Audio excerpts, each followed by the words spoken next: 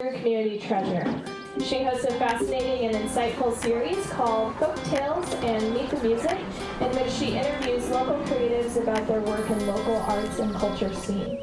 She was awarded one of Art United's prestigious Lifetime Achievement Awards in 2018, and she will be accompanied by Sean Ellsworth Hoffman, a nationally known Celtic Americana multi-instrumentalist.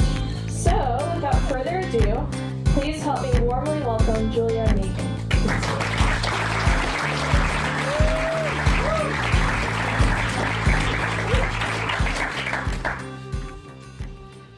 Thank you so much for taking part in today's most creative morning, and happy Valentine's Day. Thank you so much for joining us. Now, while I am a graphic artist, my primary passion and profession, as you were told these many years, is public radio. That's a mighty audio-rich medium, but visually, well, it's kind of lacking. So when I venture out into the community to share a story, which I really love to do, I like to leave the slideshow at home and bring on some of that music that truly does make up a big part of my world. Okay, now that is only doable thanks to the wealth of my very special musical connections, like the one I have with my friend Sean Hoffman here. And that brings us to this Creative Mornings topic, which is invest. I didn't bring a slideshow, but that doesn't mean I didn't bring a PowerPoint, because it's behind me. We only need one, because it's all about our community. This is a very inviting and welcoming space, the platform for many things, as you can see, and I'm very happy that it now includes Creative Mornings. It's another special thing, and that's what investing in one's community is all about, I think. The rest of the PowerPoints that I'm going to be sharing with you are really hidden in the content of what I do share. It's just my style to find out what you all feel and you all think. And like Olivia, beginning with a very powerful quote from somebody that impresses us very much, that's kind of what has helped me form my world. And so I'd like to share a lot of that with you today. First of all, I can't begin to tell you what an honor it is to be invited here, to enjoy all your company, which I have been, to see all the familiar faces in the room that I really do know and love, and probably have interacted with sometime or other over the course of our lives. I hope to more as we go along. And most of all, exchange ideas, because that's another important part of investing in our community. The Valentinian energy of the day makes it all the more precious in my heart. Personally, it is a very special time of year for me, and I thank you for that as well, Olivia. Now, I also have to say, good job, Ben, on that manifesto. That was really something. It kind of speaks for what everybody in this room is all about, and I say, good for you. So, first of all, in full disclosure, I have been told that the bulls and the bears on Wall Street had a darn good laugh that could be heard all the way to Jersey when they found out that I was the designated expert on the subject of investing. Here in Fort Wayne, Indiana, the chuckle, the ripple effect came all this way. I do hope it didn't shake the whole market up everywhere. I assume it didn't. Not my portfolio anyway. I really must say, my own basically non-material self was pretty amused when I was first invited to do this as well. But the one thing I really do invest in daily and always have is community. And so that's what everything, my thoughts, my heart, my life, and today's pro tips are all about. The greatness of community is most accurately measured by the compassionate actions of its members also. That's a priceless bit of wisdom shared with us by Coretta Scott King. And I was born here in Fort Wayne in 1950. And that's a good time to begin a journey like mine, I think. It's a good era, smack in the middle of the baby boom. And I was nurtured with good rootstock and core values that stressed honesty, integrity, hard work, and above all, as we believe here, creativity. If you're familiar with my mantra, or personal investment portfolio, if you will, you already know that I am proud to be a Fort Head. I love to tell a good folk tale, and I never met a medium I didn't like. That folktale reference is directly connected with my very first public radio love, which is a weekly show from back in the very early days of WBOI, then WBNI's existence of the same name. So we've been traveling around the world of recorded folk and global music on revolving themes for over 35 years now, exploring common threads that touch the human spirit, hitting on communal activities, character traits, shared emotions, and myriad aspects of daily life, and that's, again, what community is all about. The show itself continues to grow in value, being syndicated nationally and on global streaming services through the public radio exchange, I'm proud to say. Now, the mediums that I mention, they do tend to cover and embrace just about every end of every spectrum you can think of. If I had to play my favorites, well, artistically I am an illustrator, and I do enjoy working on non-conventional surfaces, large and small format, everything in between, with dedicated minors in photography and semi-painting, and textile arts. But otherwise, music is the most powerful means of expression to me. And it really does rock my world. It rules my world. It rolls my world. Pretty much no genre left behind. And I really firmly believe that through music we can best understand and respect the peoples of the world. We don't have to know their language yet or their philosophy yet. We can hear a lot of that in their music, and it can touch our soul. And that brings us to the Valentinian sentiment of this day, speaking of touching one's soul and connecting and investing, and the universal language of love, which leads us to a great thought by American professor and the master of the power of myth, that's Joseph Campbell. He maintained that love is friendship sent to music. So on that great big insider tip, we're going to invest wisely now in one of Sean's wonderful traditional songs. It's called Times Are Not What They Used to Be.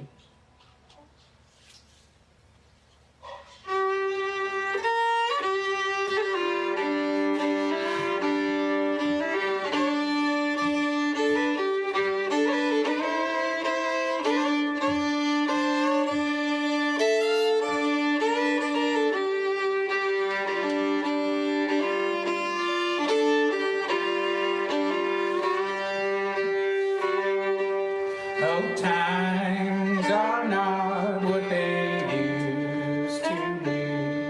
There's trouble all the time, but no one knows the inward grief of my poor troubled mind. Well, I know my mother loved me well. My father treated me kind, but for your sake I'll go with you and leave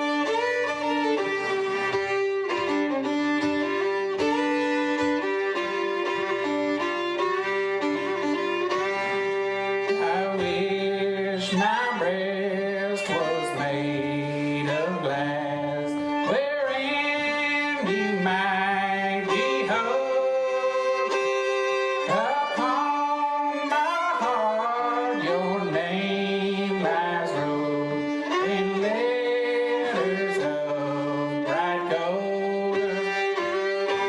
So give to me your hand, my dear, and love from every vein.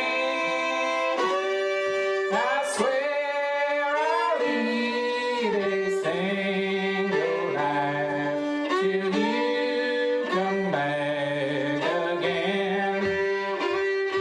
Oh, times are not what they used to be. There's trouble all the time, and no one knows the inward grief of my poor troubled mind.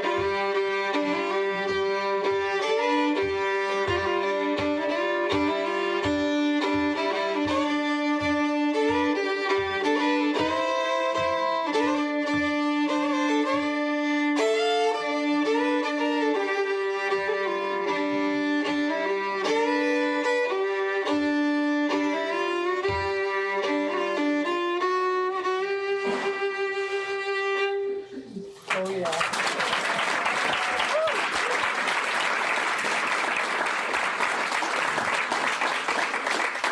In case you hadn't thought about this before, one of the best and easiest and most painless ways to invest in one's community is by being a good audience, and thank you for that. Really nice.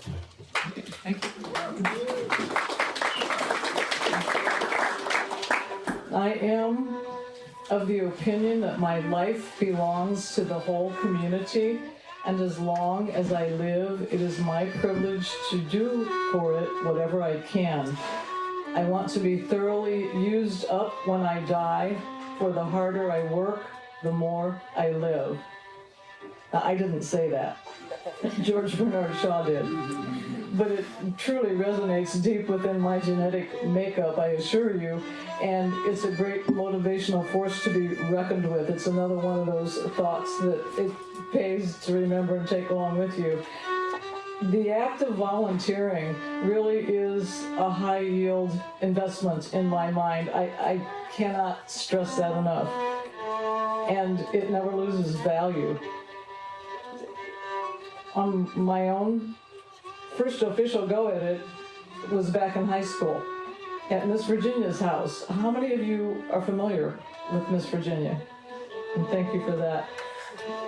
The time I was volunteering, which was back in the 60s, it was run out of her home in one of the toughest parts of the town for many years, and she served dozens, if not hundreds of people every day who would help with the donations that were brought in there, and then, of course, take as they needed as well. And her legacy and mission is still going strong today, thanks to a lot of the whole town, I would say. And Tony Henry is very, very active in keeping that running. So yeah, I would shout out to him always. She remains a big local shero because of all of that, to many people, myself included. You know, really, donating my time and creativity as well as money, it gives me a joy and a singular satisfaction that sort of has to be experienced to be understood, I think. And I'm sure you can relate to that. I hope all of you can relate to that. I can't tell you what your sweet spot is, but you know you have them. And if you haven't really entered into the big world of volunteering, it's in a way a selfish thing to do, because again, you are investing in the soundness of your own community. So many of my most prized accomplishments, art-centric and otherwise, have been achieved in that capacity. And another bit of transparency here, both WBOI's Folktales and WBOI's Meet the Music, and that show draws listeners and performers, of course, locally and regionally, also nationally and sometimes internationally. Those are pet volunteer projects of mine. And I specifically keep them in that status every day of my life to advocate for the importance and validity of volunteerism. Another way of investing in one's community is by the simple little examples of everyday life that you do, and you think it might not make a difference, and you think maybe nobody notices, and maybe nobody notices, but it does make a difference, to be sure. According to American author, spiritual leader, and activist Marianne Williamson, in every community there is work to be done. In every nation, there are wounds to heal. In every heart, there is the power to do it. Now, unfortunately, getting individuals to invest their me time in worthy causes, especially in this 21st century, isn't always easy. And honestly, it's not always in fashion. Though the growing needs and social disparity of this century aren't going away anytime soon, and some people do believe they're getting worse, and there are more large-scale things from ecology to poverty to new problems to such a dissatisfaction and a depression that sees the whole world before you know it, that we can do so much to change if we act together on it. I do look forward to talking with some of you after this talk one-on-one, or some other time if it doesn't happen today, about your pet projects and networks, as well as mentioning some of my favorites, because keeping the flame alive of volunteering and paying it forward, paying it backward, however way you want to interpret it in your soul, the more you give to your community, the better your community is, the more it's going to give back to you, the more it's going to be there for the future, too. I know that seems so basic, but it is at the core of everything.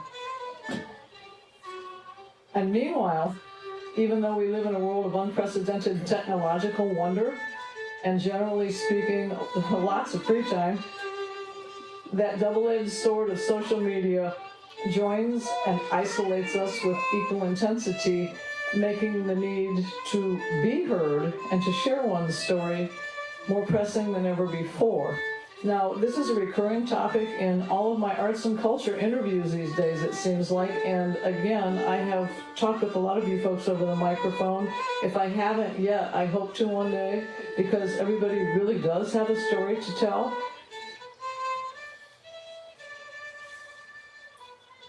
The paying job in my life, by the way, is the arts and culture reporting.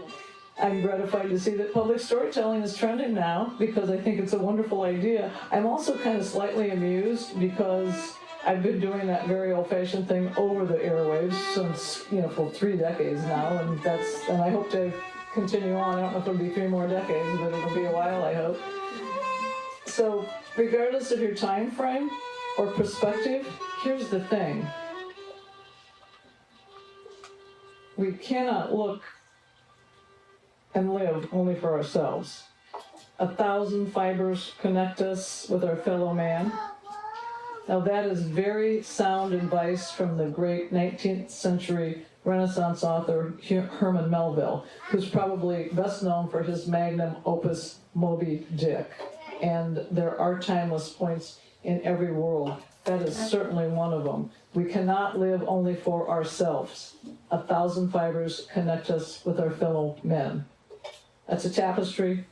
Many other analogies you could give, but that is a timeless truth. And while we are spanning the centuries and surfing the mediums, here's some original musical wisdom that comes from Sean's heart and guitar directly to your ears. It's a timeless, down-home celebration of life's ups and downs, as he calls it, another time around.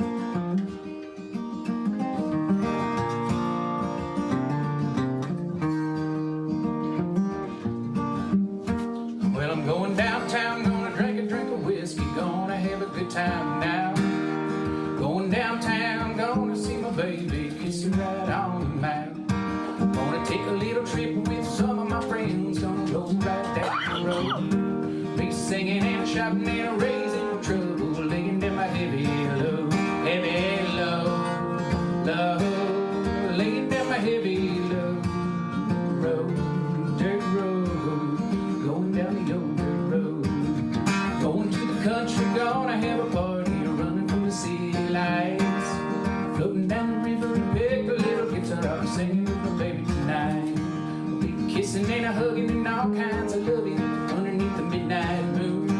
We'll be dancing and singing and kicking our heels to a pretty little fiddle tune, a fiddle tune, pretty little fiddle tune. Play that fiddle tune, I'll be dancing with you round the room.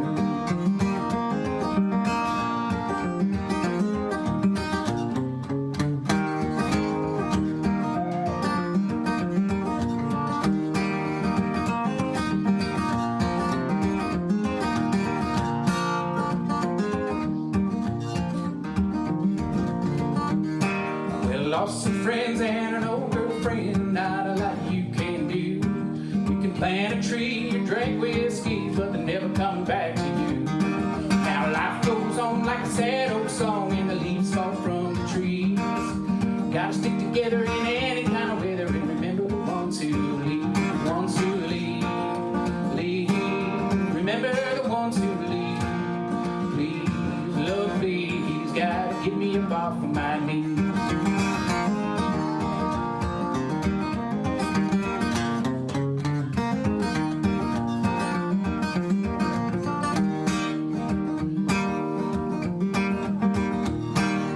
Hold you tight in the old firelight, and we'll listen to the coyotes sing. Swimming in the river and walking in the meadow, we'll listen to the mountains ring. We'll till this land with our own two hands. There'll be chickens and kids in the yard, sisters and brothers chasing each other all around this old farm, this old farm, all around this old farm. You know there ain't no harm growing up on this old farm.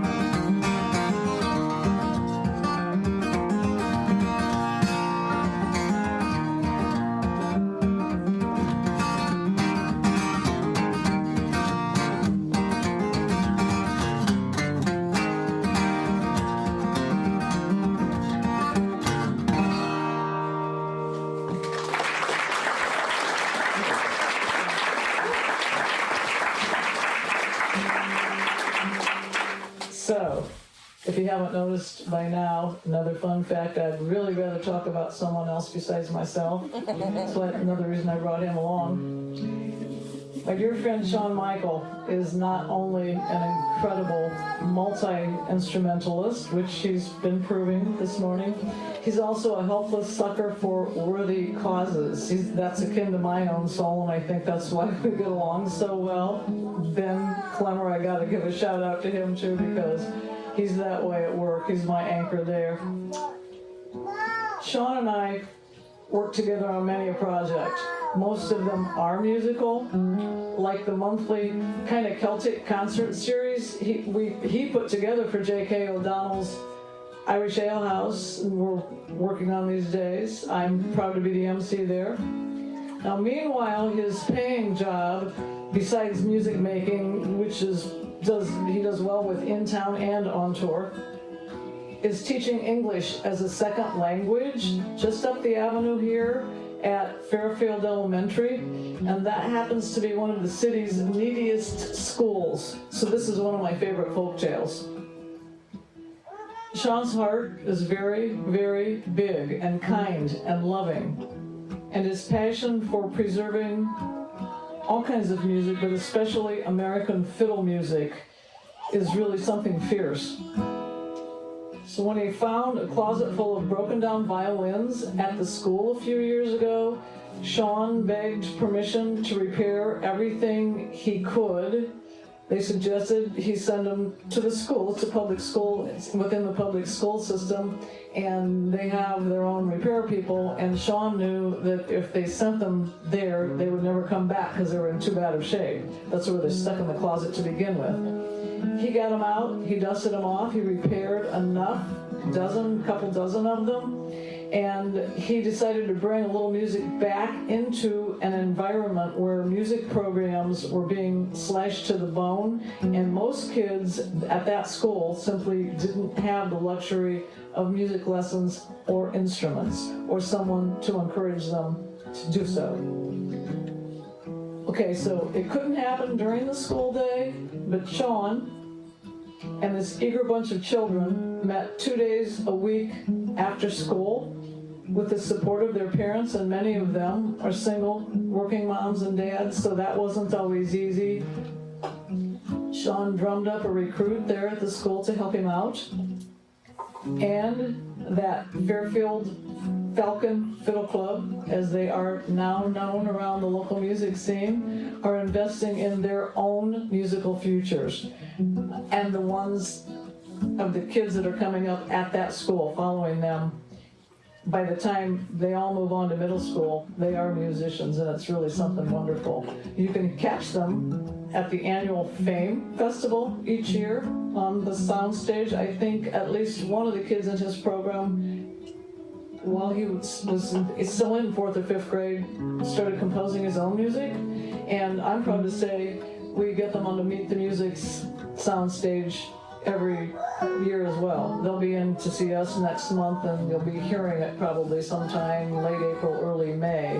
So once again, I'd like to say, I can't tell you all the ways you can make a difference, all the ways you should invest in your community, but I can tell you how wonderful it is to do so, and I can thank you for what you do and encourage you to do more, because everybody can always do more, I think, and the world needs it. Now, once again, I'd like to thank all of you for celebrating this special day in this very, very creative way. I'd like to thank Olivia and everybody within Creative Mornings at the mothership in New York City and around the world for doing what you do and investing in our community and helping us do the same. Because my community connections are my riches, I believe. They're truly the most important and valuable thing I have. I truly can't believe my good fortune every day of my life. And speaking of community connections, as Daniel told you all earlier, I am very pleased to be right here on this clubroom stage at the invitation of Greg Coyle and with the help of Daniel and Rachel. And they're real sweethearts. We're going to be sharing a world of good music every Friday night, including tonight. It's Planet Love Song we're visiting tonight. Now, meanwhile, I'm going to let Sean give you the best of goodbyes on this Valentine's Day with his clever tale of how to turn an unsound romantic investment into, well, a land of gold. But first, just as Napoleon Hill set the investment world on fire with his Think and Grow Rich pointers back in 1937, here are 3 last thoughts I guarantee you can take to the bank. And I also guarantee I'm not going to do any more dumb puns on the investment lingo, but I could, just so you know. I alone cannot change the world, but I can cast a stone across the waters to create many ripples. That's Mother Teresa. For our own success to be real, it must contribute to the success of others. That's Eleanor Roosevelt. And the very bottom line, with lots of love from Maya Angelou, nothing will work unless you do. Be well, invest wisely. Sean Michael Hoffman, in a land of gold. Thank you so much.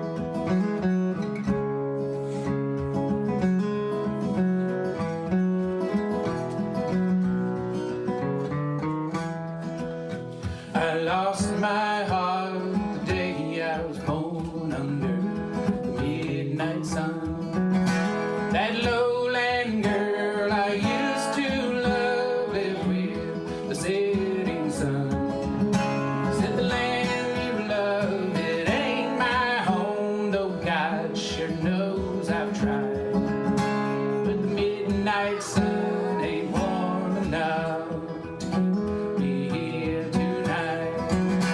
Tonight I'm going northbound with the skies so clear and cold.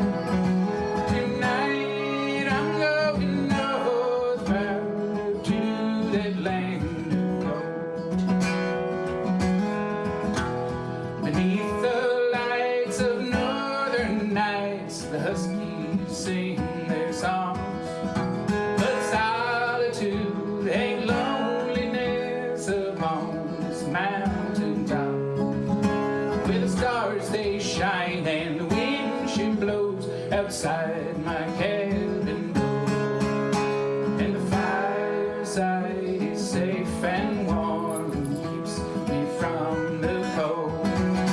Tonight I'm going northbound with the skies so clear and cold. Tonight I'm going northbound to that land of gold.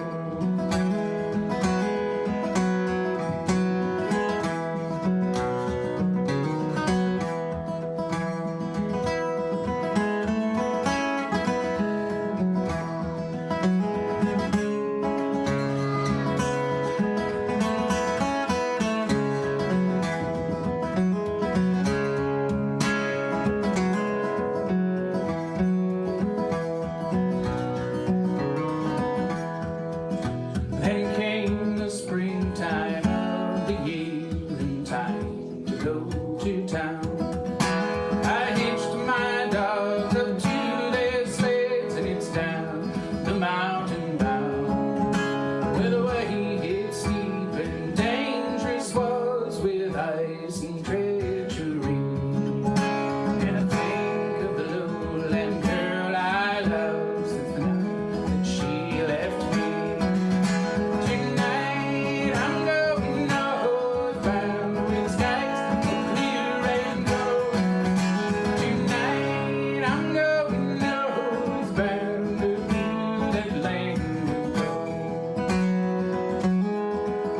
So come on, you brave Alaskan men, come take a word by me. Don't love no pretty fair-haired girls from the lowlands by the sea. They'll leave you alone, run away from your home when the icy winds do blow. And the darkness breathes through the old spruce trees and the sun is sinking low. Tonight I'm going northbound with the skies so clear and cold. Tonight I'm going northbound to that land of gold. Tonight I'm going northbound with the skies so clear and cold. Tonight I'm going northbound to that land of gold. Yes, to that land of gold. Yes, to that land of gold.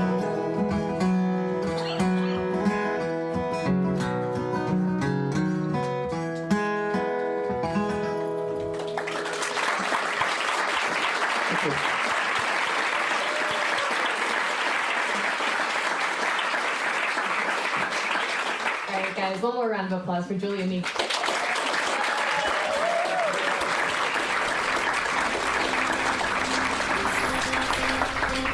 We are coming up